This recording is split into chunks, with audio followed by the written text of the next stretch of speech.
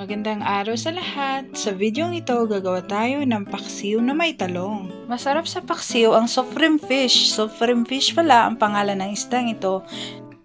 Nilagay ko na pala yung bawang natin dyan. And then, kasunod nito, ilagay na natin ang iba natin Ricardo.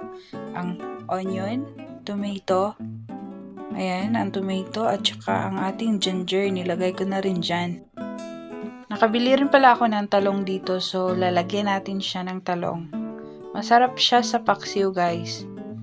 So ngayon nilagay ko na yung ating talong. Medyo marami yung talong.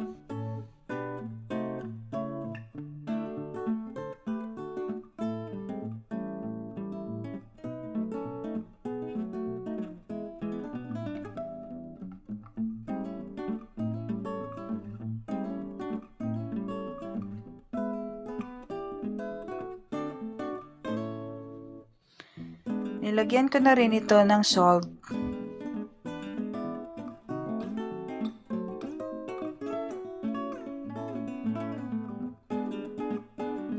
At isunod naman natin ngayon ang ating vinegar o suka.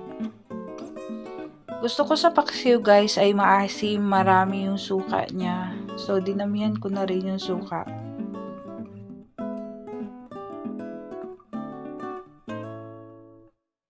And then, nag-add na rin ako dito ng tubig. Ito na yung last na ilalagay natin sa ating paksiw.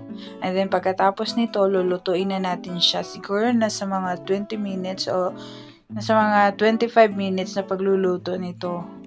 Masarap ito siya, guys, pag, ayan, walang masyadong sabaw. So, ito na yung paksiw natin. Napakasarap. Ayan, guys. So, that's it, guys. Ganyan lang ako magluto ng paksiw. Ayan, napaka-perfect. Masarap ito siya, guys. Hanggang dito na lang ang ating video, guys. Kung nagustuhan nyo ang video na ito, don't forget to share, like, and follow my Facebook account, Mayan Butukan. And also my YouTube channel, US channel. Hanggang sa muli po. Bye-bye!